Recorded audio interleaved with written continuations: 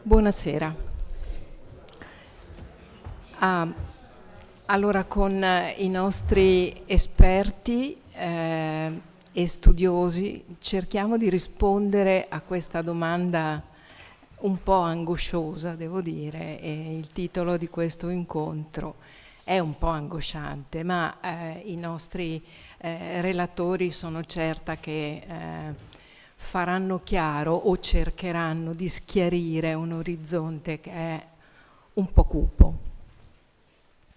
Abbiamo l'ambasciatore Scarante, past president del nostro Ateneo, abbiamo Aldo Ferrari che è ordinario di storia dell'Eurasia Ca' Foscari, nonché direttore del Master di Studi Strategici e Sicurezza Internazionale, sempre di Ca' Foscari, e poi abbiamo Pierluigi Franco che è un giornalista ed è stato direttore di sedi cruciali dell'ANSA nel mondo e che quindi ci aiuterà anche a capire la percezione di questo paese così strano e a volte molto opaco che è la Russia di oggi.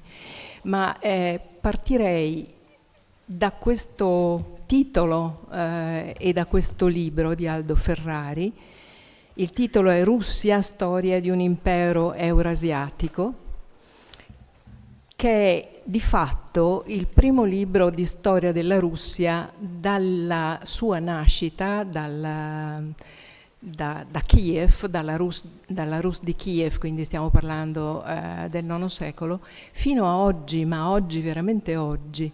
Gli ultimi capitoli che sono, non dico i più interessanti perché tutto il libro è densissimo, ma certamente i più spinosi, ecco, gli ultimi capitoli parlano proprio della situazione di oggi, della Russia a confronto con l'Europa di oggi, con l'Occidente più ancora che l'Europa, e la Russia coinvolta in questo conflitto così doloroso per tutte e due le parti. Questo libro di Aldo Ferrari, dicevo, è l'unico nel panorama italiano che copra di fatto 12-13 secoli di storia della Russia, dal suo nucleo iniziale fino a oggi. E ci sono dei passaggi che io riassumo velocissimamente per poi lasciare la parola ai nostri relatori che hanno molto da dirci. Ci sono dei passaggi cruciali, prima di tutto lo snodo di quando questa Russia che da Rus di Kiev diventa Principato di Mosca e Moscovia e poi affronta i mongoli e il giogo mongolo e la stretta tatara e si converte al cristianesimo ortodosso. Sono dei punti in un diagramma che rappresentano degli apici nella storia della Russia, perché alla fine questi apici vanno a disegnare il carattere della Russia di oggi, che è, come dice Ferrari, una entità la cui geografia dice moltissimo, cioè è un continente che si trova tra l'Europa e l'Asia e con gli occhi, come già hanno bifronte, con gli occhi rivolti a est e a ovest alternativamente nei suoi periodi, nei suoi secoli di impero. Diventa impero sfolgorante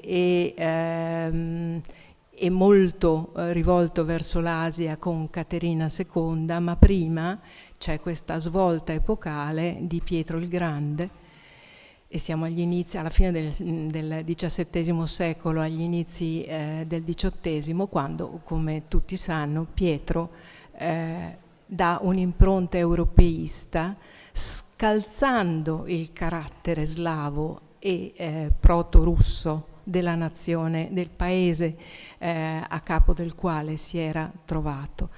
Quindi c'è questo vertice europeista all'inizio del Settecento che continua per buona parte dell'Ottocento, con alterne vicende, con sviluppi dell'impero, con conquiste, con guerre ottomane, con annessioni. È ricchissima la storia, non posso certamente riassumerla in questo momento, ma volevo dire che arriva fino a metà dell'Ottocento, momento nel quale comincia a divaricarsi una forbice tra gli intellettuali che si schierano in due pensieri opposti, che sono stati spesso riassunti come slavofili e occidentalisti, quindi come due pensieri opposti, in realtà costituiti da schiere costituite da intellettuali, scrittori, pensatori, ma con gli occhi rivolti verso l'Europa e con una ricerca costante di uno sviluppo intellettuale e commerciale che emulasse il pensiero europeo, e dall'altra invece una sottolineatura del carattere specifico slavo e russo, con un'apertura all'est. Est che Ferrari ci sottolinea essere stato fondamentale anche nella creazione di alcuni istituti statuali della Russia. Per esempio il Khanato mongolo ha influenzato moltissimo l'istituzione dello zar, della figura autocratica. Questo principio autocratico di potere si è tramandato attraverso la rivoluzione del 17, che potrebbe essere intesa come l'ultimo, come l'epigono di un gesto europeista, in quanto il pensiero marxista nasce in Europa.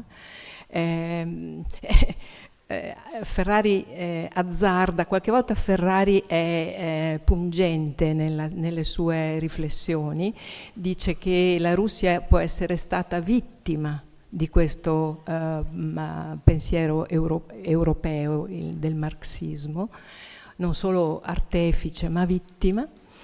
E dicevo, fino al 17 il pensiero autocratico che poi ha preso anche come sappiamo un altro peso con Stalin, e arriviamo all'autocrazia di oggi. Possiamo parlare di autocrazia, Aldo Ferrari, ancora oggi con Putin? Saluto tutti, per me è un piacere essere qui stasera a parlare del libro e a parlare di Russia. Si tratta naturalmente di un tema controverso, complicato, non solo dal punto di vista culturale e storico, ma anche politico, è chiaro, è evidente, anche perché l'idea di scrivere questo libro non è venuta a me, fu Mondadori a chiedermelo. Era già scoppiata la guerra, la Russia aveva già invaso l'Ucraina, quindi mi chiesero con molta forza di scrivere un libro che altrimenti autonomamente non avrei probabilmente provato a scrivere, perché dedicarsi alla storia della Russia, che è una storia amplissima, più di 1300 anni di storia, una storia dolorosa, controversa, mentre c'è in atto un'invasione, una guerra, insomma sarei stato propenso a non farlo. Poi mi sono fatto convincere anche ad arrivare ai giorni nostri. Il libro sostanzialmente è aggiornato alla scorsa estate, l'estate del 2024, quindi i temi ci sono dentro tutti.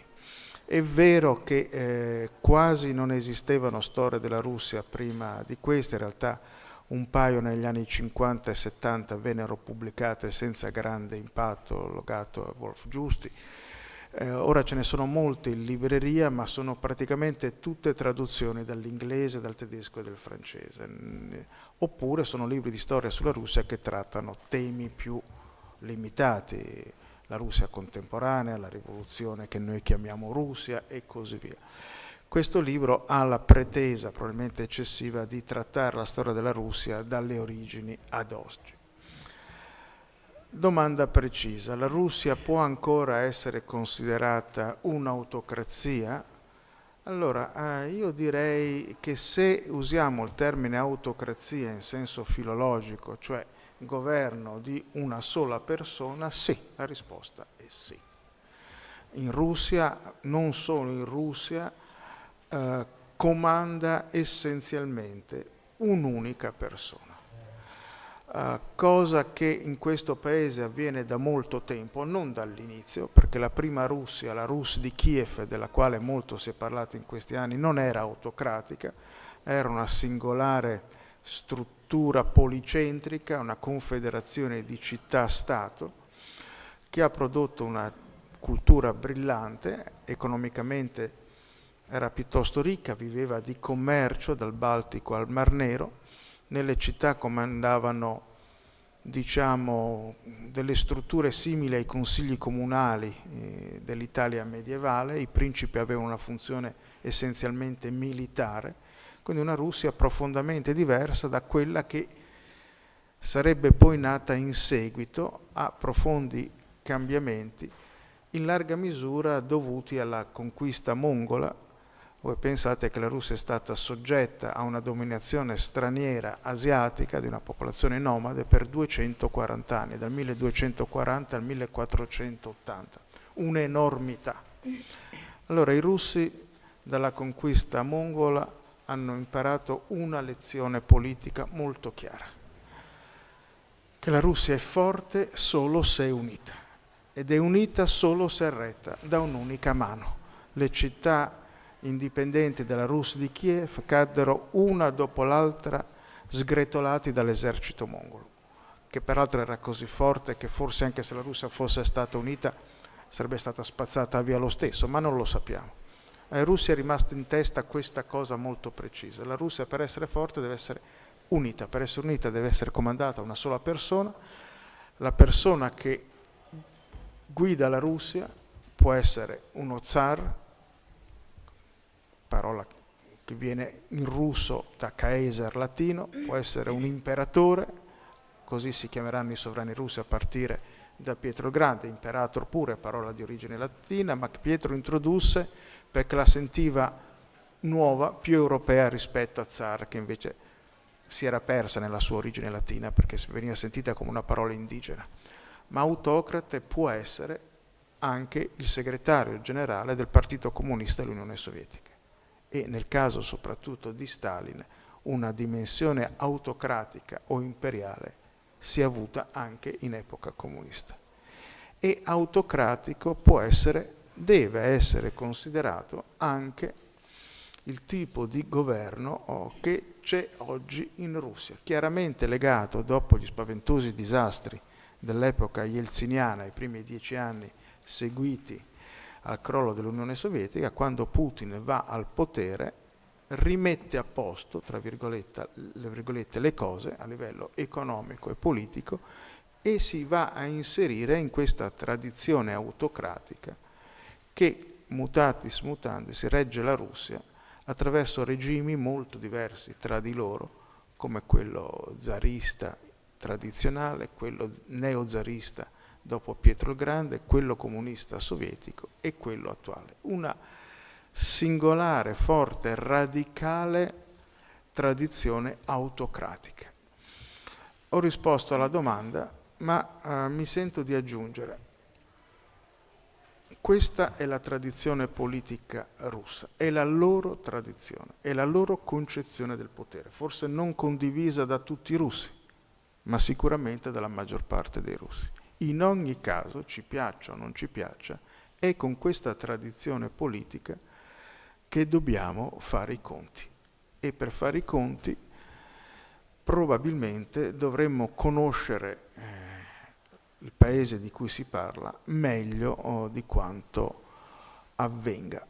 A mio giudizio, e in un certo senso questo libro è stato scritto non con la speranza di cambiare la percezione che in Italia si ha della Russia, ma di dare uno strumento utile in questa direzione, sì. Ecco, la Russia andrebbe conosciuta e compresa molto meglio di quanto avvenga di solito. Cito una sola citazione che è citata in continuazione ma in maniera incompleta, è una citazione che avrete sicuramente ascoltato. Si dice che Churchill nel 1939 abbia detto che la Russia è un mistero avvolto in un enigma all'interno di un rebus. Detto così, cosa significa? Che la Russia è irrazionale e incomprensibile, che è quello che noi pensiamo normalmente. Il problema è che Churchill non era un cretino. La frase andrebbe citata per intero, perché poi concludeva col senso della citazione, a meno che non si faccia riferimento a ciò che muove la politica della Russia, vale a dire l'interesse nazionale.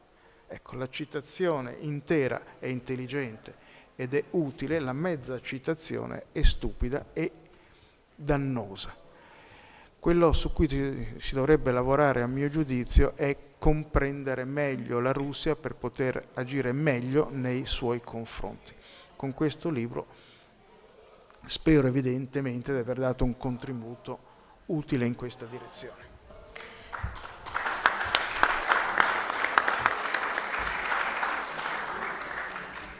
Ecco, questo libro che tra l'altro è arrivato alla terza edizione, quindi vuol dire che funziona. Io prima di passare la parola a Pierluigi Franco, riprenderei questa tua ultima frase, citazione di Churchill, a meno che non si consideri dal punto di vista dell'interesse nazionale.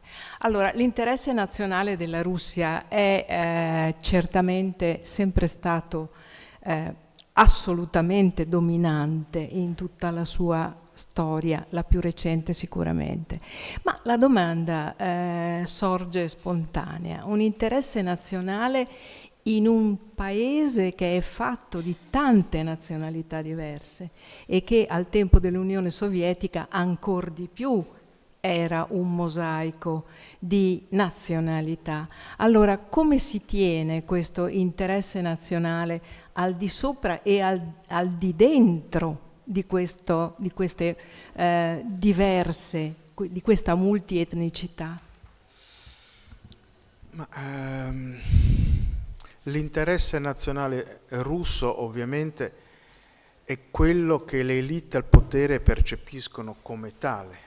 Non è detto che altre elite lo vedrebbero nella stessa maniera, evidentemente, però ovunque è così, anche in paesi meno autocratici, è l'opinione, la valutazione delle elite che guidano un paese che ne determina l'autocoscienza e l'azione.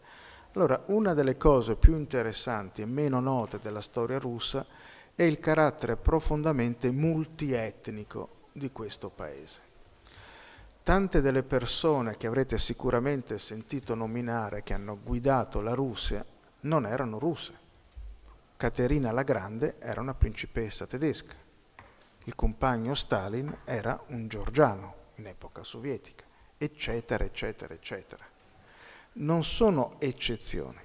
Tenete presente che quando ci fu il primo censimento moderno nel 1897, i russi scoprirono con molta preoccupazione di essere solo il 45% della popolazione dell'impero, e anche in epoca sovietica la dimensione era sostanzialmente questo. È un dato estremamente interessante. La Russia, da quando esiste e soprattutto da quando a metà del Cinquecento, diciamo con Ivan IV, che noi chiamiamo il terribile, giustamente perché era davvero terribile, è un impero multietnico, è abituato a trattare con minoranze etniche. Adesso spero che la frase successiva non provochi in voi un orrore indicibile, ma sorpresa probabilmente sì.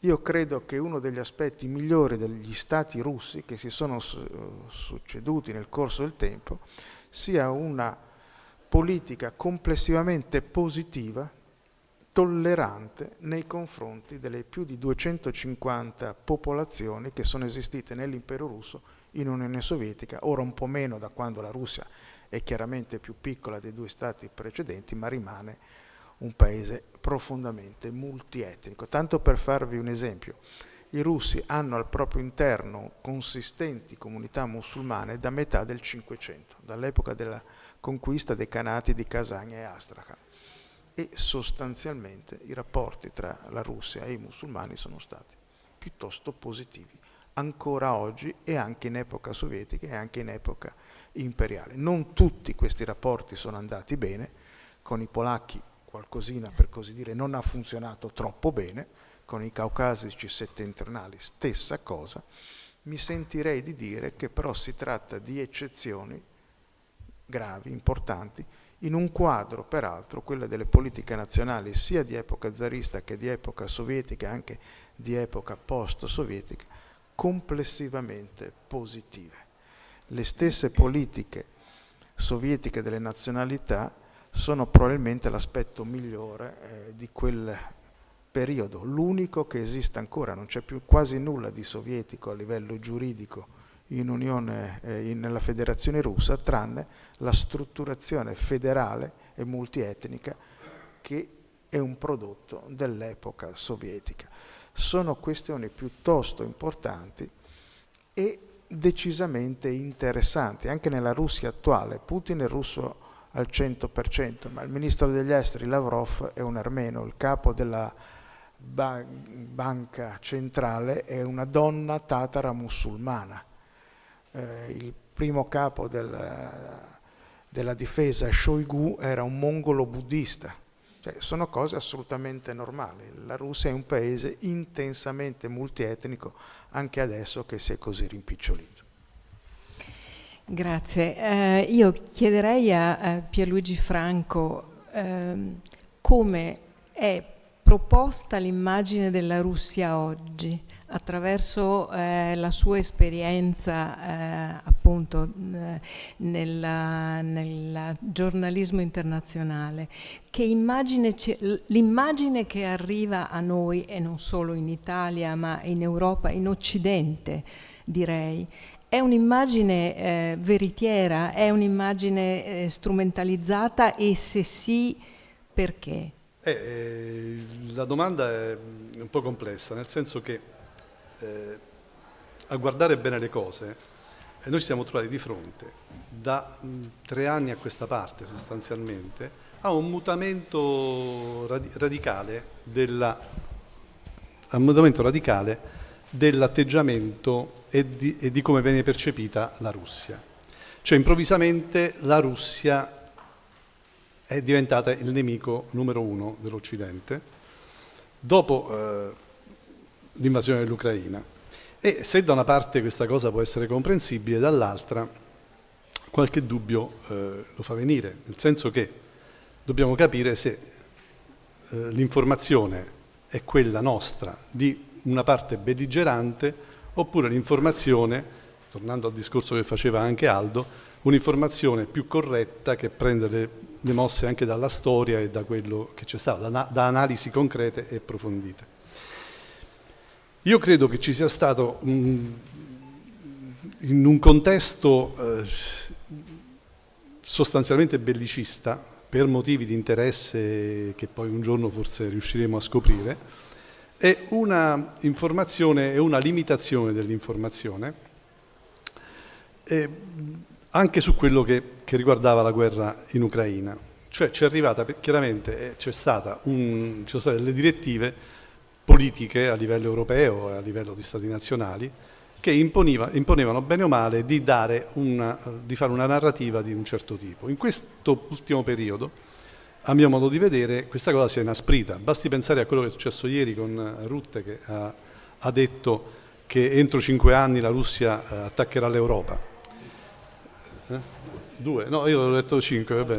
Ha detto 2, vabbè, ancora meglio. Beh, vabbè, ce la prendiamo più comodo. No, ho letto 5, quindi ancora meglio. E onestamente io sto dalla parte di quelli che ritengono questa una bufala colossale, ma per una questione che chiaramente poi magari l'ambasciatore saprà esprimere meglio di me questa cosa, o spiegarci comunque se può essere una cosa plausibile.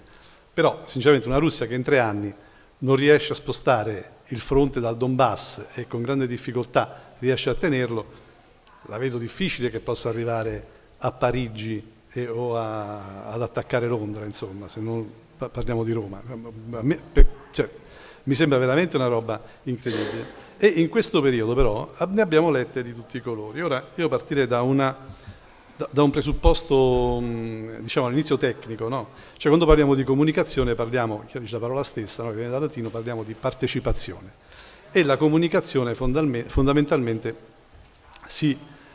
oggi possiamo suddividerla in tre punti essenziali, cioè l'informazione pura, che è difficile da definire, perché chiunque è la descrizione di determinati fatti o di determinate cose, però va detto anche che l'informazione può essere non completa, quindi può essere incompleta o anche omissiva, quindi anche facendo informazione, non dicendo bugie, si può non dire determinate cose che potrebbero capovolgere un po' l'impressione. Per questo è nata la famosa controinformazione, fenomeno degli anni 60-70, cioè che si proponeva di completare quello che l'informazione non diceva. Poi abbiamo il terzo punto, che è la famosa disinformazione, che in realtà è stata sempre applicata nella storia, anche nell'antichità, però ha un momento ufficiale in cui si chiama così, tant'è vero che viene dal russo desinformazia, che è il 1923, quando l'allora GPU, dopo la rivoluzione neonata dell'Unione Sovietica, decise di fare un ufficio che si occupava di disinformazione. Poi copiato negli anni anche da qualcun altro, negli anni 80 la Thatcher decise di potenziarlo anche questo sistema nell'MI6, però insomma diciamo che in un complesso di confronti internazionali la disinformazione ha sempre avuto la sua parte. Noi che viviamo in un sistema, o comunque insomma che siamo cresciuti in un sistema sostanzialmente di democrazia liberale, facciamo un po' fatica a pensare che si possa limitare l'informazione. Questo perché? Perché quando io ho cominciato a fare questo lavoro mi si diceva che l'informazione deve essere corretta, bisogna fare le verifiche, bisognava ascoltare anche la controparte, bisognava fare una valutazione delle notizie e comunque darle il più possibile, per dare la possibilità. Tra l'altro io lavoravo all'ANSA, dove non c'era possibilità di essere di parte, cioè bisognava fare, il vecchio Lepri diceva che bisogna fare almeno 2 verifiche, ma 3 era meglio, e poi dare informazioni di tutte le parti che comunque ci venivano, da tutte le parti in cui ci venivano. Oggi non lo so se questo sta succedendo, a me pare di no, e dando per scontato che in guerra da sempre, come dicevo prima, le parti belligeranti usano la disinformazione o comunque un'informazione pilotata, e bisogna capire come si sono comportate, come si stanno comportando le parti non belligeranti, secondo me non belligeranti, tra cui l'Italia, di fronte alle situazioni attuali che la Russia oggettivamente ci pone. Allora, una cosa che io ho notato nella nuova informazione, perché ci sono state delle censure evidenti, è che non c'è più il discorso della verifica delle fonti. Cioè quando si ha conoscenza diretta di quello che succede, bisogna citare le fonti. E se bisogna citare le fonti, bisogna citare, per esempio, parliamo della guerra in Ucraina, bisogna citare le fonti ucraine e le fonti russe. Dopodiché ognuno, appunto in una democrazia liberale dove l'informazione è libera e quindi i cittadini si presume che siano in grado di valutare e di soppesare quello che è giusto, quello che è più esatto e quello che è meno esatto, o quello che magari può essere una bufala palese, però dando un'informazione quanto più larga possibile. È difficile oggi sentire che nel dare informazioni si dica secondo quanto dice Kiev o secondo quanto dice Mosca. Ci sono giornalisti che prendono la velina che gli viene passata e che la danno così com'è. Ora, tornando al discorso che stavamo facendo, alla domanda di prima, e quindi il nemico è davvero alle porte? Io ripeto, io penso di no, penso che siamo di fronte a una grande operazione di una sorta di guerra psicologica che non so perché e da dove venga, ripeto, un giorno forse lo scopriremo, e perché stiamo sposando questa causa. Stiamo creando il mostro Russia senza doverla assolvere, però dobbiamo, secondo me, avere presenti alcuni punti che nella democrazia non bisogna far venire meno, tipo la censura informativa secondo me non deve esistere, e noi nei pacchetti di sanzioni che l'Unione Europea ha tirato fuori, già ne leggo qualcuno perché me l'ho preso degli appunti, per esempio il 28 febbraio già del 2022 ci fu la chiusura in Europa, non è più possibile ascoltare, leggere o sentire cosa dice Russia Today e Sputnik. Allora, una persona intelligente capisce che giustamente magari da Mosca non arriva proprio un'informazione pulita e schietta, per cui chiaramente si va a filtrare quello che viene detto. Però secondo me non è neanche giusto nella valutazione generale non sentire cosa dicono da quella parte, cioè, pur con le dovute riserve, no? Stesso discorso vale in genere per tutta l'informazione nel mondo per quanto riguarda i paesi cosiddetti democratici. Nel sesto pacchetto, ancora il 3 giugno 2022, altra chiusura di Rassia, RTR, di Rassia 24, di TV, e così via dicendo, fino al decimo pacchetto dove c'è stata ancora ci sono state le chiusure di RT Arabic e Sputnik Arabic, e poi addirittura emittenti balcaniche, Oriental Review, e queste sono state tutte quante sottoposte a censura da parte dell'Unione Europea, per cui non sono più consultabili. Io non credo, onestamente, che questo sia un buon segnale. Ripeto, cioè, le cose vanno soppesate, magari uno si fa una risata su una notizia che può essere una notizia palesemente manipolata, però comunque è giusto anche ascoltarle. Questo è il mio pensiero, che chiaramente magari può essere anche non condiviso, però. Grazie Pierluigi Franco. Mi viene da dire che c'è un preconcetto forse nei riguardi della Russia ex Unione Sovietica, e non è un preconcetto così poi campato in aria, sul fatto che l'informazione è sempre stata molto opaca. Questo devono valutarlo gli ascoltatori, però, no? Sì. Deve valutarlo un supervisore a Bruxelles o a Roma. Sì, forse le fonti possono essere ritenute poco attendibili, manipolate, non lo so, è un'ipotesi. Ma sicuro comunque è chiaro che se parliamo di un'emittente nazionale russa è chiaro che non andrà contro Putin, ma questo lo sappiamo, e prenderemo le dovute distanze, insomma, ripeto. Cioè, quindi c'è una censura a priori. Secondo me censurare è sempre una cosa sbagliata. Sì. Ambasciatore Scarante,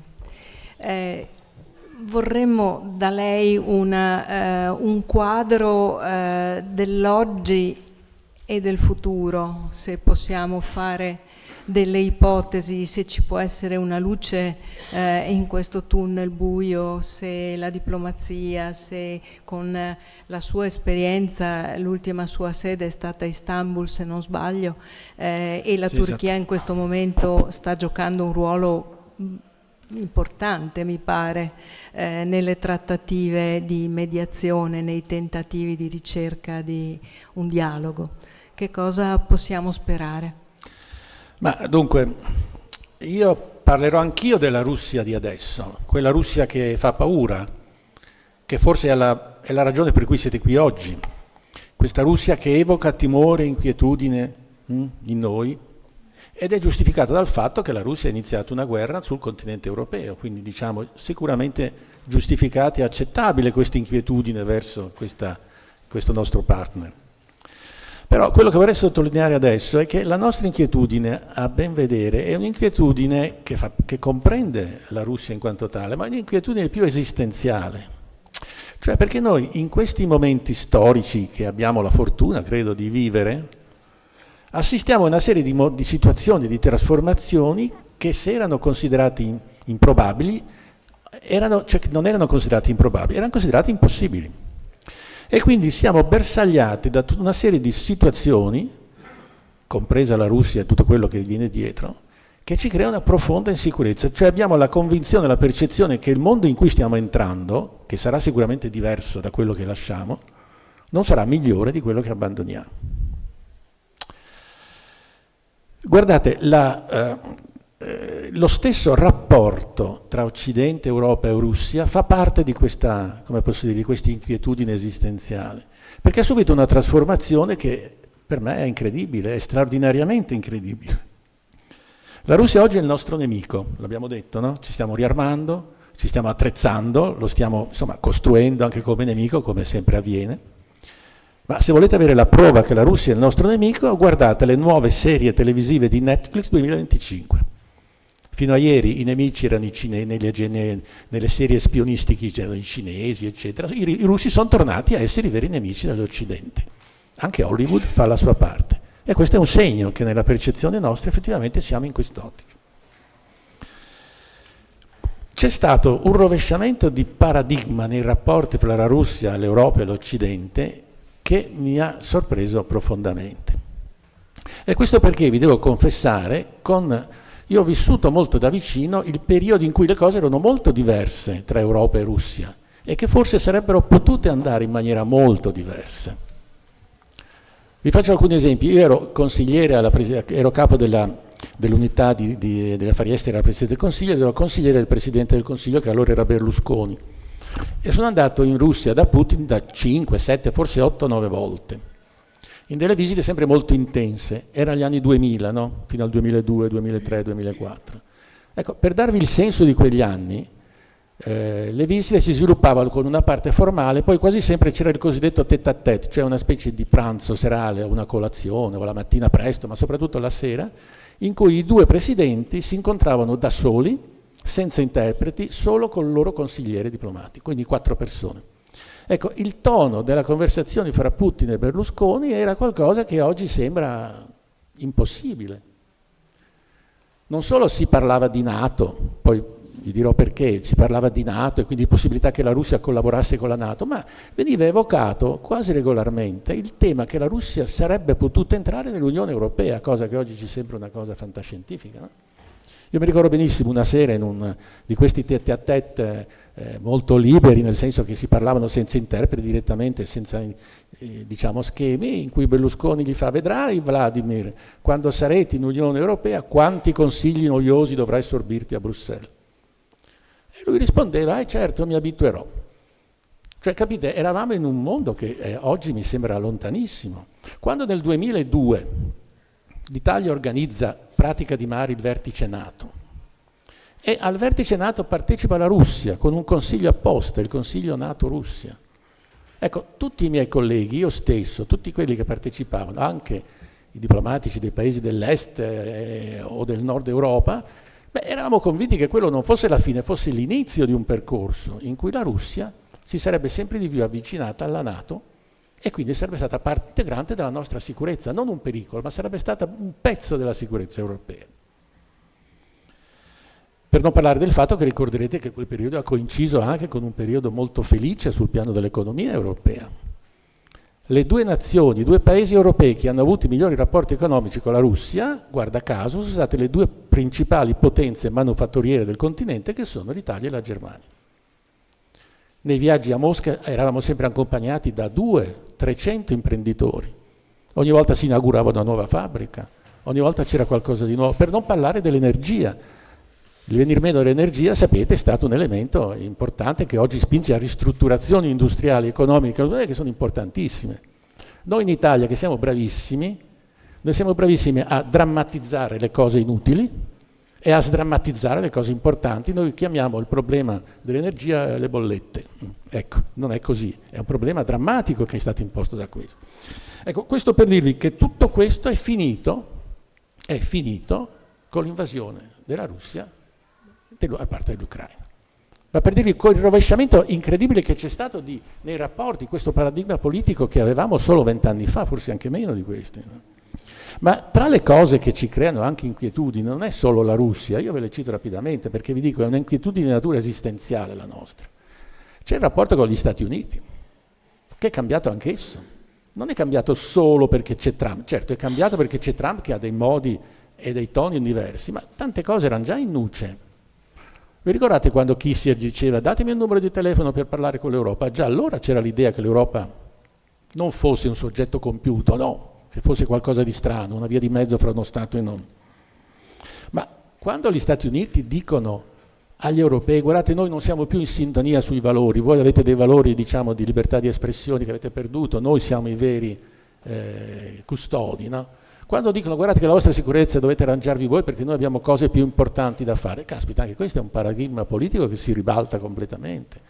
Noi siamo vissuti 70 anni pensando che gli Stati Uniti, qualunque cosa fosse successa, sarebbero stati i nostri numi tutelari. Ora gli Stati Uniti non ci abbandoneranno, non perché ci amano ma perché è loro interesse. Però già questo fatto che hanno detto è qualcosa di straordinariamente importante. E poi un altro fatto, c'è qui il presidente di Fondac Europa, l'Europa. Noi ci siamo scoperti un'Europa incompiuta, ma non ce ne eravamo accorti prima. L'integrazione europea si è fermata con Maastricht, con tutto questo attaccare all'economicismo, ai dati, alle cifre. Ci siamo dimenticati che bisognava andare avanti sull'integrazione europea per arrivare a uno Stato vero, come vogliono gli americani. Oggi chi chiamerebbe Kissinger? Chiamerebbe la signora Callas, che è la rappresentante per gli affari esteri, che è rappresentante di un paese che ha tanti abitanti quanti ne ha Torino e rappresenta un paese tra l'altro in felicissima scelta che con la Russia tradizionalmente non ha dei rapporti o dei sentimenti particolari. Quindi anche ci siamo scoperti anche in questo di un'Europa improvvisamente incompiuta, un'Europa che non è accettata nei tavoli. L'americano Vance ha detto bene, guardate che nei tavoli internazionali dove si negoziano le cose importanti non è che c'è sempre un cartellino con su scritto Europa. L'Europa quel posto se lo deve guadagnare e l'Europa francamente sull'Ucraina non se l'è guadagnata. E poi, se non bastasse, ci siamo svegliati, anche qui, colpevolmente credo, in un mondo che è segnato dal caos. Questa è la nostra sensazione. La crisi ucraina non si chiude, no. Il Medio Oriente, figuriamoci. La Siria è ancora lì, la Libia. È un mondo pieno di crisi che si susseguono e crescono sempre più e ci inquietano sempre di più perché non le vediamo mai finire. E noi vediamo che non c'è nulla, non c'è una grande potenza, gli Stati Uniti come vedete sono in grande affanno ovunque, anche in Medio Oriente dove una volta erano i padroni incontrastati, non ci sono più potenze che si mettono insieme e cercano di risolvere i problemi, le Nazioni Unite le abbiamo devastate, abbiamo diventato un organo inutile. Quindi vediamo un mondo che porta al caos e nulla riesce a regolarlo. Ora, qualcuno sono sicuro che dirà, ma è sempre stato così. Il mondo degli stati è un mondo selvaggio. Hobbes cosa diceva? Diceva che c'è lo stato di natura fra gli uomini e fra gli stati c'è la stessa cosa, cioè tutti contro tutti. Cosa diceva? Diceva bellum omnium contra erga omne, cioè che tutti vanno contro tutti. Quindi, ma nella storia che noi vediamo non è stato sempre così. Questo mondo caotico che noi vediamo non è che è sempre esistito, affatto. La società internazionale degli stati, questo è il termine che usano i cultori del diritto internazionale, cioè gli stati nel loro insieme, hanno cercato di regolare i loro rapporti, per fare in modo che le guerre si chiudessero, per fare in modo che non nascessero addirittura, e l'hanno fatto in tanti modi. A volte in maniera formale, a volte in maniera del tutto informale. Sai, il concetto era che i conflitti andavano gestiti in qualche modo. Non dico che sono stati gestiti in modo positivo, perché quasi sempre questi meccanismi di controllo della gestione dei conflitti nella società internazionale non era giusta. Ma il problema non è se è giusto o sbagliato, il problema è se funziona o non funziona. Senza andare troppo in là, ricorderete dagli studi liceali, no? Che nel XIX secolo, nel 1800, c'era un sistema che regolava il mondo. Il mondo eravamo noi, l'Europa, il resto non contava, no? Ed era quello che chiamavamo il concerto delle nazioni. Ricorderete il congresso di Vienna, no? Il congresso di Vienna per un secolo ha fatto sì che un certo numero di stati, pochi, 4 potenze, poi 5 con l'Italia, determinassero l'equilibrio del continente.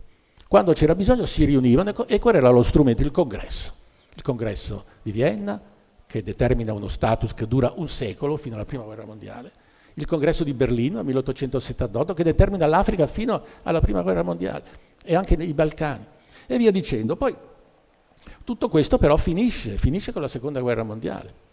Tra la Prima e la Seconda Guerra Mondiale c'è una via di mezzo, forse l'unico esempio di concerto delle potenze è la famosa conferenza di Monaco del 1938, fallita, quindi non un buon esempio, è l'unico momento in cui... Poi dopo la Seconda Guerra Mondiale ci sono solo due grandi potenze, gli Stati Uniti e l'Unione Sovietica, e quello è il sistema che gestisce il mondo. Quando due potenze europee credevano ancora di essere nell'epoca delle cannoniere, la Francia e la Gran Bretagna, e nel 1956 vanno a Suez con una spedizione per riprendersi il canale nazionalizzato da Nasser, da chi vengono fermate? Dagli Stati Uniti, perché i sovietici dicono agli Stati Uniti: guardate, se non tenete i vostri a bada, ci mettiamo in gioco noi, andiamo noi in Egitto e sistemiamo le cose. Quindi era un sistema bipolare, ingiusto probabilmente, perché non era certo un esempio di giustizia, ma che funzionava. Ecco, dopo l'89 quale meccanismo si è sostituito? Nessuno. Per un certo periodo gli Stati Uniti hanno creduto di essere l'unica grande potenza, facendo disastri terribili, a cominciare dalle guerre balcaniche in poi. E oggi come funziona il mondo? Non funziona, funziona nel senso che siamo in una fase di transizione, stiamo andando in una certa direzione. L'Ucraina, la Russia sono dentro questo grande disegno, dentro questo grande problema che stiamo vivendo. Quello che è certo è che oggi non c'è più questo meccanismo regolatore e quindi le crisi, inclusa quella ucraina, sono dentro questa specie di caos, che non è un termine corretto sul piano del diritto, ma insomma rende l'idea, in cui nessuno riesce a controllare l'altro e non c'è nessun tipo di equilibrio. Ora vi direte: ma come ne usciamo? Ecco, non lo sappiamo, nessuno lo sa. È possibile che stiamo andando verso un'unica grande potenza di nuovo? Improbabile. Due potenze come prima, gli Stati Uniti e la Cina, ma chissà. Più potenze messe insieme, i BRICS insieme all'Occidente, forse. Non lo sappiamo. Siamo in una specie di interregno. Quindi l'Ucraina è dentro questa situazione e non è l'unica, perché scusate, la crisi in Medio Oriente, in Libia, in Siria, in Africa, di cui non parliamo mai, si risolvono? No, sono ancora lì. Quindi noi siamo in mezzo al guado, siamo in questa situazione. La nostra paura esistenziale dipende da questo, che stiamo andando verso un altro mondo che sarà molto diverso da quello che abbiamo lasciato e abbiamo il fondato timore che sia peggiore di quello che abbiamo vissuto. Ora, venendo all'Ucraina, perché mi è stato chiesto di come finirà la guerra in Ucraina, io non lo so come finirà la guerra in Ucraina. Non credo che finirà rapidamente. Voglio essere positivo però, perché guardate, qualcosa è successo. Dopo 3 anni di guerra in cui nessuno ha parlato con nessuno, abbiamo se non altro un tavolo a Istanbul che funziona in senso alternata, ma abbiamo ricostituito qualcosa che può assomigliare a un inizio di negoziato. Ma il problema qual è? Il problema è che le guerre non sono sempre uguali. Gli antichi greci dicevano una cosa che vale ancora oggi. Quando inizi una guerra, la guerra poi prende delle direzioni che né tu né i tuoi avversari hanno nemmeno immaginato. Le guerre vanno per conto loro e per questo sono pericolose. E l'Ucraina non fa eccezione, sta andando per conto suo. Oggi cosa sta succedendo? Una situazione diabolica, in questi giorni parlo perché poi domani magari cambia, una situazione diabolica perché abbiamo una specie di asimmetria nel non volere il negoziato. Gli ucraini sul terreno cosa stanno facendo? Stanno perdendo terreno fisico, diciamo, no? I russi avanzano lentamente, però riescono a fare quelle azioni usando i droni in maniera molto originale, facendo gli attentati di qua, di là, cioè riescono a fare qualche cosa di forte, che non è che cambi la guerra, però è importantissimo perché dice: guarda, alla Russia, guarda che non sei fortissima, guarda che tu sei debole, guarda che io riesco a entrare addirittura a 4.000 chilometri nel tuo territorio e distruggerti degli aerei. Insomma, è qualcosa di molto importante. I russi dal canto loro avanzano piano piano perché cosa vogliono fare? Vogliono sedersi al tavolo delle trattative e fare in modo che quello che chiederanno sarà già in mano loro. Far coincidere le loro richieste con quello che loro hanno. Quindi manca poco, non è che gli manchi moltissimo. Credo che manchi un 3-4% di quello che devono occupare. Però capite che in questo momento entrambe le parti tendono a alzare il conflitto, non a ridurlo. Ed entrambe le parti in questo momento hanno sempre questo sospetto, questa speranza, che se aspettando un pochino gli ucraini si siederanno al tavolo con una Russia debilitata da questi loro attacchi, un po', come posso dire, che ha perso credibilità, eccetera, che non è così potente come sembra, e i russi diranno: io ho fatto quel che volevo, ho preso quelle 4 regioni che volevo e quindi siamo arrivati al punto. Finché non arriviamo a questo punto è chiaro che tutti traccheggeranno. Questo cosa significa? Significa che questa tragedia continua. Ed è una vera e propria tragedia, perché oltre alla tragedia che coinvolge i popoli che sono coinvolti, che sono il popolo ucraino, che è stato aggredito, ma anche il popolo russo, che è l'aggressore, vive questa tragedia in maniera terribile, come sappiamo, ma c'è il pericolo, di cui non parliamo molto, di una perdita di controllo di questo conflitto. È inutile che ce lo nascondiamo. Più avanti andiamo, più è pericolosa questa situazione. Noi oggi siamo probabilmente in una situazione di maggior pericolo rispetto alle situazioni di maggior pericolo che abbiamo vissuto durante il sistema bipolare. Un errore di valutazione, uno scatto di qualche autocrate come può essere Putin, per esempio, o una interpretazione errata, come giustamente ci veniva detto che può essere venduta, ecco, può creare una situazione in cui si perde il controllo di questa guerra e si può arrivare a quello che è la guerra delle guerre, cioè il nucleare. L'arma nucleare è stata costruita per non essere usata. Voi sapete che quando venne usata la prima volta, l'unica volta che venne usata in 2 occasioni, il Giappone non venne usata per vincere la guerra, venne usata soprattutto per dire all'URSS di allora: guardate che noi abbiamo un'arma che voi non avete. La guerra era già finita, il Giappone si sarebbe arreso in ogni caso. No? Quindi l'arma nucleare è fatta per non essere usata, perché è un'arma che non fa vincere chi la lancia, ma fa perdere entrambi. Ecco, quante volte avete sentito questo discorso? Sempre di meno. Durante la guerra fredda, io ero giovane, mi ricordo benissimo, si parlava continuamente di questa cosa. C'erano addirittura psicologi che si occupavano delle persone che avevano paura della guerra nucleare. Oggi che siamo molto più vicini alla guerra nucleare, siamo quelli che dicono: beh, ma tutto sommato se usiamo un'atomita tattica non è che succeda chissà che, no? Lo useranno per occupare quello. Quindi siamo in una china pericolosissima. Per cui quello che dobbiamo pensare di fare, e che la situazione internazionale purtroppo non consente, è quello di chiudere subito questa guerra. Dovevamo farlo 3 anni fa, ma in ogni caso bisogna chiuderla adesso. Come? Cercando di far convergere le varie volontà. Guardate, voi possiamo dire qualunque cosa di Trump, che è un matto, no? Possiamo dire che è curioso. Però prima di lui, guardate che abbiamo passato 3 anni di calma piatta sul fronte ucraino. Non c'è stato un piano, un'iniziativa. C'è stata una situazione che non si era mai verificata nemmeno durante la Seconda Guerra Mondiale, cioè che non si parlava col nemico. Cioè nessuno ha più chiamato Putin dopo l'aggressione. Gli ucraini addirittura hanno fatto una legge che dicevano è penalmente vietato negoziare con i russi. Quindi abbiamo avuto 3 anni di follia diplomatica, di assoluta follia. Oggi, se non altro, abbiamo un tavolo che è assolutamente insufficiente.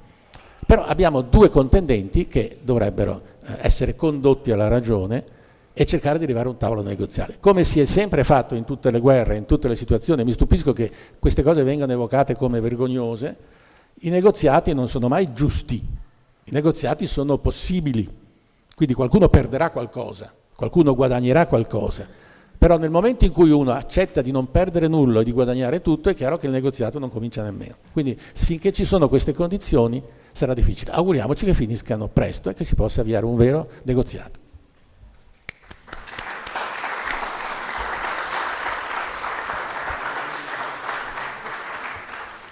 Grazie ambasciatore Scarante, è un panorama talmente vasto e talmente inquieto, le sue ultime parole però ci danno un barlume di speranza. Io chiedo a Aldo Ferrari, l'ambasciatore Scarante diceva la Russia vuole quello che ha già conquistato e quel 4-5% che le manca ancora. Ed è nella logica russa un recupero di territori a maggioranza russa, quindi che comunque dovrebbero appartenere alla Russia. È corretto? E secondo Aldo Ferrari e la sua conoscenza dell'impero eurasiatico, si fermeranno? Questa è la domanda che aleggia. Grazie. Io prima di provare a rispondere volevo mettere insieme alcuni spunti dei 2 oratori precedenti. Secondo me molto più grave del fatto che noi si sia proibita la circolazione dei media russi è stato qualcos'altro. vale a dire ci è, secondo Aldo Ferrari naturalmente, calata addosso una ondata di disinformazione, di autopropaganda inaudita. Sono 3 anni che praticamente chiunque legga normalmente i quotidiani principali, che non voglio indicare, o guardi le televisioni principali, che pure non voglio nominare, viene riempito di informazioni sostanzialmente false e fuorvianti. Cioè è una cosa imbarazzante. Io non vi nascondo che la mia penitenza quotidiana, la mezz'ora in cui leggo le principali testate, mi tramortisce, perché non credevo possibile che nel mio paese e nei paesi europei si potessero dire impunemente menzogne così gravi, così indecenti, continue, ripetute. Non esiste più destra, sinistra, opposizione, è un delirio continuo. Vi prego di non farmi fare nomi, perché tanto potrei dirlo di praticamente tutti i giornali e tutti i giornalisti, anche i più famosi di questi giorni. Quindi sarebbe molto più semplice tracciare alcune eccezioni. Il problema qual è? Ed è un problema gravissimo, che non solo questa ondata falsificante sta rendendo difficilissimo comprendere quanto avviene, ma rende molto difficile comprendere quanto è avvenuto e che ci ha portato dalla situazione relativamente felice che l'ambasciatore ci ha rappresentato in precedenza, perché noi se prendessimo l'anno 2002, quello in cui Prodi e Putin andavano a braccetto parlando di Lisbona, l'Europa da Lisbona a Vladivostok, in cui si firmava pratiche di mare che, se fosse restato realmente messo in funzione per anni, avrebbe risolto il problema tra Russia e NATO, e lo confrontiamo con l'oggi, sembra incredibile come è potuto avvenire, però è avvenuto, e le ragioni per cui quello che è successo, noi come opinione pubblica italiana ed europea facciamo una fatica terribile a comprenderlo, proprio per questa ondata di falsità che quotidianamente ci viene riversata addosso.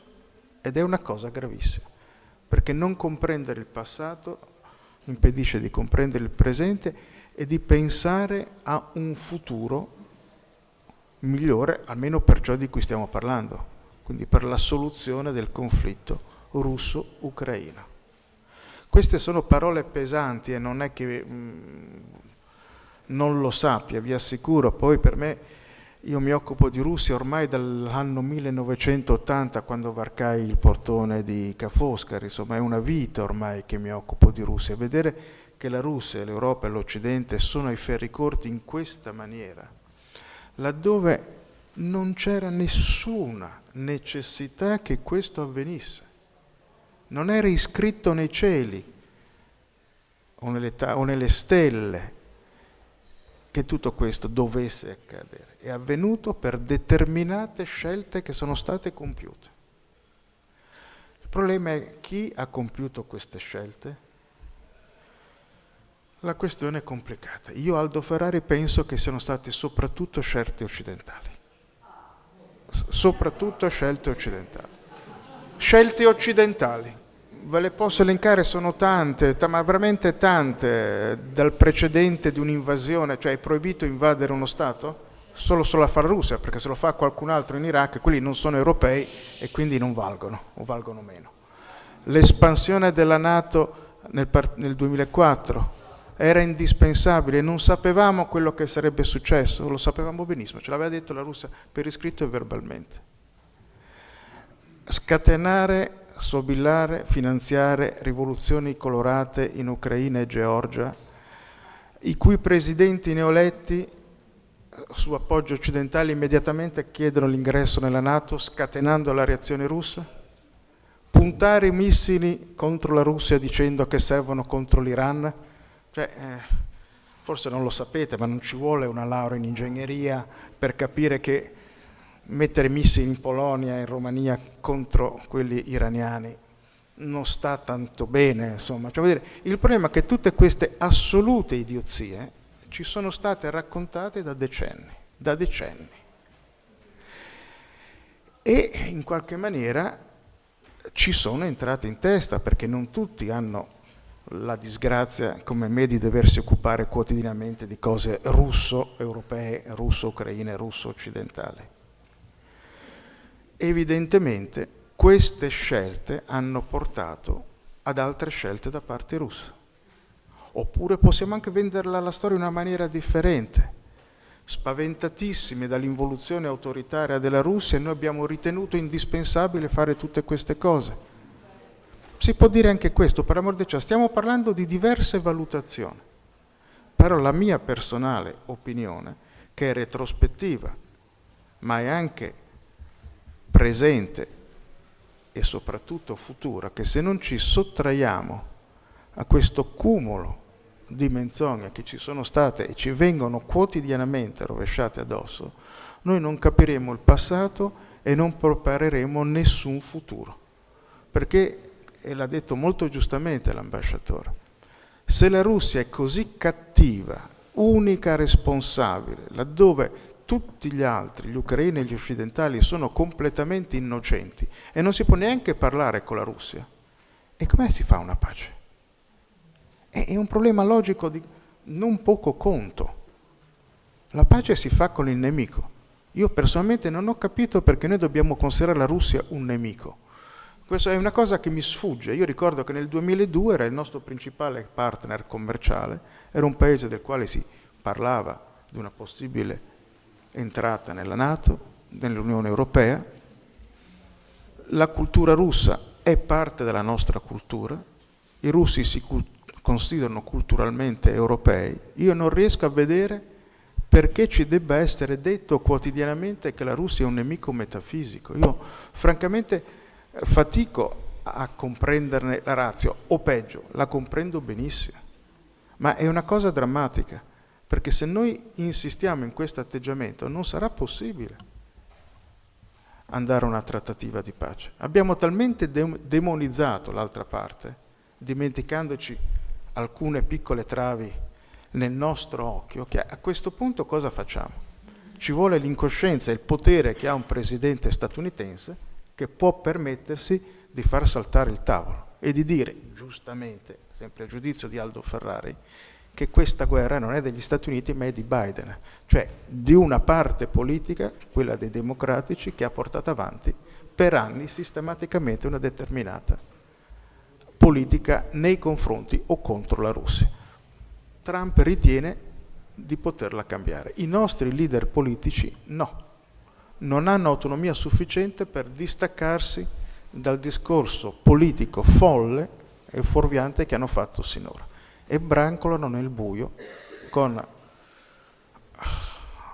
proposte sconsiderate di riarmo, evocando l'immagine di un nemico mortale nella Russia, chiedendoci, e badate, senza discussione parlamentare né a Bruxelles né nei parlamenti nazionali, di acconsentire a un riarmo di dimensioni colossali. E tutti quanti dovremmo ben sapere, benché si sia goduto di decenni di pace, che quando si hanno le armi poi si tende ad usarle, non ci si va a caccia evidentemente. Ecco, io concludo con una forte preoccupazione per queste dinamiche che sono da un lato comunicative, da un lato politiche, e che rendono difficile, anche se ci sono aspetti positivi, perché porca miseria che si ricomincia a parlare è molto positivo, dopo 3 anni di follia completa, il fatto che siano ripartiti i rapporti diplomatici è fondamentale, ma se non si comincia a valutare la realtà militare e politica, se si parla in maniera assolutamente, come posso dire, marziana, come si fa nei parlamenti europei, la soluzione rimane difficilissima da raggiungere. Grazie. Grazie.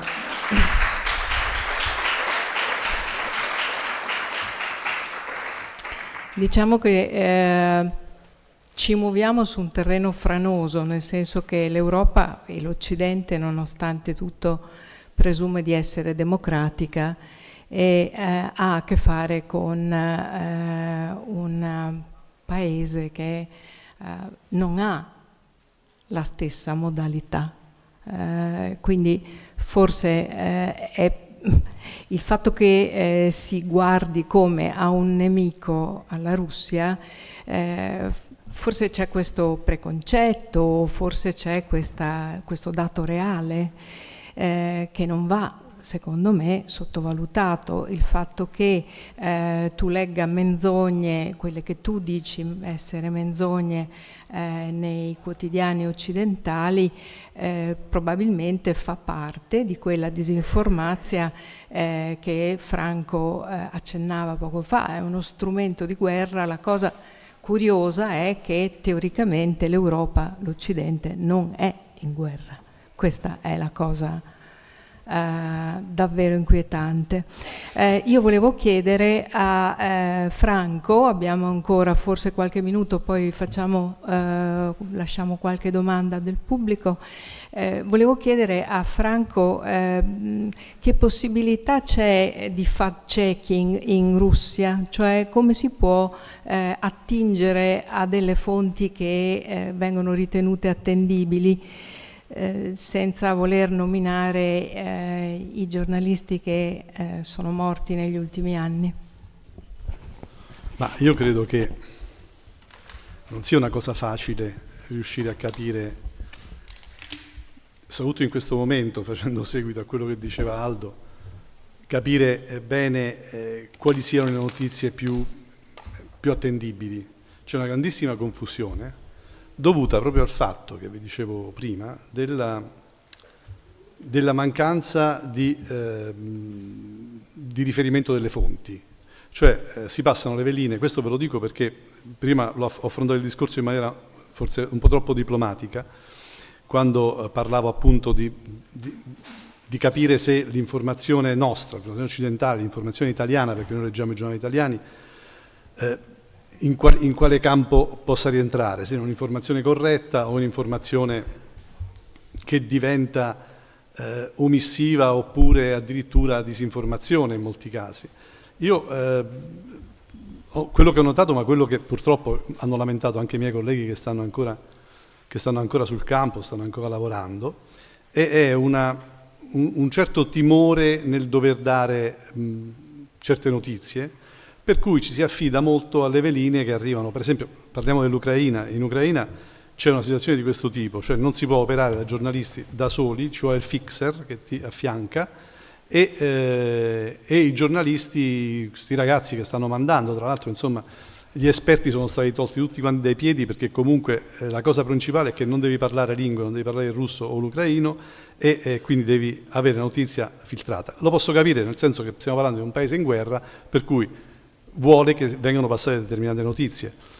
Quando noi sappiamo che, che c'è stato il bombardamento di Odessa, ne parlavamo prima proprio con Aldo, cioè la prendiamo per buono, dopodiché ci dicono c'è stato un morto, c'è stati 5 feriti, però il giornalista che magari sta a Leopoli non li ha visti, ma passa la velina che c'è stata. Questa, diciamo, che è un'informazione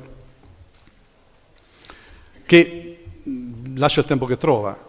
Cioè, sono finiti i tempi di quando, non lo so, insomma, io mi ricordo, ero ragazzino, ma ero già affascinato da questo mestiere, e mi ricordo gli inviati, per esempio in Vietnam, mi ricordo Furio Colombo che faceva le sue incursioni, no? Andava a vedere e raccontavano le cose che vedevano, quello che non vedevano non le raccontavano, eppure stavamo in guerra fredda, eppure comunque eravamo il paese fortemente alleato con l'America, però l'informazione si faceva ancora secondo una logica di correttezza. Oggi mi rendo conto che, insomma, magari questi ragazzetti non possiamo neanche mandarli sul fronte, anche perché i fronti sono cambiati, non sono più come una volta, però il tipo di informazione che viene data, cioè io onestamente non manderei neanche più nessuno sul campo lì. Lo dico perché io l'informazione dall'Ucraina l'ho coordinata come ANSA Nuova Europa negli anni in cui questo conflitto è cominciato davvero, perché non è cominciato nel 2022, l'ambasciatore spero mi darà ragione, ma è cominciato, come accennava già Aldo, con le rivoluzioni nel 2014. E nel 2014 io sono stato tante volte in Ucraina e ho visto delle situazioni che oggi non vengono raccontate, cioè, e fanno parte della storia, no? Dove a un certo punto, quando ci stava nel Donbass la caccia alle famiglie russe, da parte di squadracce che venivano finanziate, cioè, era un dato di fatto, allora ancora si raccontava e si poteva dire. Oggi questa storia è stata cancellata. Cioè noi siamo arrivati al punto, e io ero oggettivamente sconvolto, che soprattutto all'inizio di questa guerra facevamo passare l'Azov per un gruppo di eroi.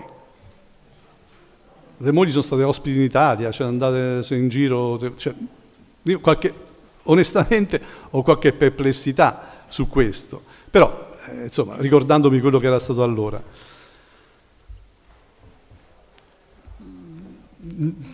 Su come si possa fare una selezione delle notizie, insomma, io ripeto, cioè, l'unico modo è ragionare, capire, cioè non subire l'informazione così fine a se stessa, confrontarla e chiaramente mi rendo conto che non stando sul campo, cioè, è sempre molto difficile, però già l'analisi storica, e devo dire che insomma in questo forse ci può essere d'aiuto il buon Benedetto Croce, cioè forse per analizzare i fatti di oggi, e non voglio fare pubblicità al libro di Aldo, però comunque potrebbe essere un punto di riferimento importante, bisogna capire la storia, bisogna capire come si è arrivati.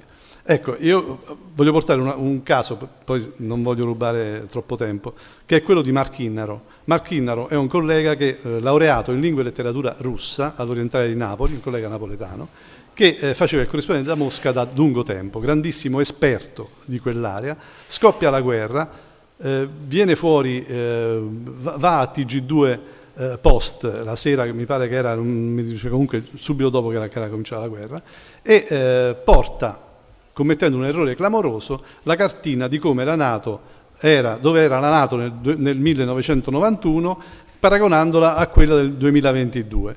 E si vedeva chiaramente che la NATO si era spostata ampiamente da Clinton in poi, cioè dimenticando quella famosa promessa che fece Bush padre a Gorbaciov a Malta, no? Dicendo che la NATO non sarebbe avanzata neanche di un pollice, no? E bisogna dire che Bush l'aveva mantenuta questa promessa. Poi è arrivato Clinton, ha fatto quello che gli pareva, cioè, insomma, e poi si è andati avanti così e si seguitano ad andare avanti così. Quindi il discorso, Mark Innaro commise questa imprudenza e dal giorno dopo è stato messo a tacere bellamente, poi è stato mandato al Cairo dopo tanti anni di Mosca, ma lui adesso è andato in pensione dal 1° maggio, ha cominciato a rilasciare dichiarazioni che trovate non su tutti i mezzi di informazione, perché, cioè, però su alcuni potete trovarlo e vedete che cosa vi dice, cioè cosa dice Mark su quello che gli è successo. Cioè è praticamente stato censurato in maniera assoluta, no? Costretto a stare zitto su tutto e adesso si sta togliendo i sassolini dalle scarpe, mettendo a nudo un sistema di informazione che è quello che diceva Aldo, quello a cui accennavo prima io. Cioè, Mark Innaro era il corrispondente della RAI da Mosca, ma storico, insomma, è stato tanto. E comunque il discorso della NATO era stato affrontato anche dal Papa, se ve lo ricordate, perché Papa Francesco aveva detto che la NATO aveva avuto il torto di abbaiare alle porte della Russia. Quindi se l'avevano dato il Papa, se l'avevano dato altri, insomma, forse l'Occidente, come diceva Aldo, sarebbe dovuto stare un po' più lì con un po' di prudenza. Oggi quello che io penso, a cominciare dai giornalisti, perché secondo me il giornalista chiedo scusa, ha anche un ruolo importante anche per quanto riguarda la pace, perché dall'informazione può partire un discorso di incontro, no? Di dialogo. Se seguitiamo a fare un'informazione di guerra, seguitando a dire tutti i giorni, perché ormai stiamo dicendo tutti i giorni, che dobbiamo aspettarci l'invasione della Russia, se diciamo stupidate tipo, l'ho citato anche l'altra volta, che c'è stato il drone russo sul Lago Maggiore, mettendoci c'è io quando ho sentito questa cosa ho detto non è possibile, un drone parte dalla Russia, attraversa tutta l'Europa, nessuno lo intercetta, arriva sul lago Maggiore e si mette a fare il giochino sul lago Maggiore. Dopodiché piano piano si è smorzata questa cosa, hanno detto no vabbè, ma era forse qualche filo russo, però poi non si sa come facevano a dire che era un filo russo che aveva fatto girare un drone sull'aereo, perché il drone, come facciamo a vedere se un drone è russo o no? Non era russo. Alla fine questa cosa si è sgonfiata, però per giorni, forse ve lo ricorderete, tutti i mezzi di informazione ci hanno detto che sul lago Maggiore era stato intercettato un drone russo. Cioè una notizia che non aveva... Facendo seguito a quello che diceva Aldo, ma questo discorso del riarmo, cioè noi stiamo parlando dell'Unione Europea che adesso ha 27 stati. Io a questo punto faccio un inciso e faccio anche un po' di pubblicità a un mio futuro libro che uscirà la settimana prossima, che si intitola Cosa resta dell'Europa, nel quale analizzo anche questo aspetto, cioè il discorso della difesa. Ma come si può pensare, no, di riarmare con 800 miliardi di euro 27 eserciti diversi, di paesi che ormai hanno dimostrato di non avere assolutamente niente a che fare con l'integrazione, mi rifaccio a quello che diceva l'ambasciatore, che non hanno neanche idea di cos'è l'Unione Europea, però ci stanno dentro e che sono fondamentalmente, hanno dentro il DNA nazionalista profondo. Allora ricominceremo da capo, perché se 2 o 3 di questi stati si mettono d'accordo dopo che sono stati ben riarmati e non gli sta più bene quello che sta a fianco, rischiamo di creare tanti focolai, anche se stanno tutti dentro la NATO, perché la NATO è vero che c'è l'articolo 5 della NATO che non obbliga, attenzione, però insomma dice che i paesi della NATO devono intervenire a sostegno di chi li attacca, ma se l'attacco avviene dentro tra due paesi, un dubbio, se l'attacco avviene tra un paese impazzito all'interno della NATO contro un altro paese della NATO, che succede? Con chi ci si schieriamo? Volevo solo dire che Mark Innero è ancora vivo, la Politkovska no, per esempio, ma tanto per dirne una. All'ambasciatore scusami, no, devo fare una precisazione. Guarda, non stiamo difendendo Putin e qualche volta sembrerebbe. No, stiamo tentando di dare un'immagine senza nemico. C'è una sensazione che forse qualche volta si dice al di là di quello che... Sì. No. Sì, ecco, no, io volevo far concludere all'ambasciatore Scarante questa serie di interventi e poi lasciare spazio alle domande. Allora, difficile concludere. Avevi una domanda, no? No. Difficile concludere. Io faccio alcune considerazioni. Non vorrei che andaste via, come posso dire, depressi, vi fate 3 spritz sotto per far passare il pessimismo, no. Che fanno sempre bene. Perché insomma, la realtà di oggi è la seguente: da qualunque parte noi guardiamo i problemi, che siano l'Ucraina, che siano altri problemi, la chiave del XXI secolo è la complessità. C'è poco da fare. Perché la complessità? Perché il mondo è sempre più interconnesso, i problemi sono sempre più legati fra di loro. Qualunque tema noi affrontiamo è un tema di grande complessità. Se sentite qualcuno che comincia un discorso dicendo no, la questione è molto semplice, spegnete la televisione, non è così. E in questa complessità, lasciate che vi racconti una cosa, io ho 2 figli maschi che adesso sono grandissimi, ma una volta erano piccoli, e quando dovevano addormentarsi gli raccontavo delle storie. Quando la storia era particolarmente complicata e non si capiva magari qualche aspetto, uno dei 2 mi chiedeva: ma quali sono i buoni? Ed era una domanda assolutamente legittima, noi vogliamo sapere chi sono i buoni. Abbiamo bisogno. Ecco, nel mondo di oggi, nel mondo delle realtà internazionali, come ho cercato di raccontarvi, può succedere che non c'è nessun buono, che sono tutti cattivi. E quindi dobbiamo tenere presente anche quello. Poi finisco con una considerazione amarissima. L'Europa nell'Ottocento e nel Novecento si è scannata per cosa? In guerre infinite, perché dei pezzettini di terra fossero o da una parte o dall'altra. Pensate all'Alsazia-Lorena che è andata di qua, è tornata di là. Ora, se noi potessimo andare a Re di Puglia e parlare ai centinaia di migliaia di nostri caduti e dirgli: guardate che voi avete combattuto in maniera eroica e straordinaria, ma quella terra che voi avete preso, 20 anni dopo l'abbiamo persa. Ecco, io mi domando, nel 2025 dobbiamo ancora essere alle prese con un problema che riguarda dei pezzettini di terra che stanno da una parte o dall'altra? Basta. Grazie.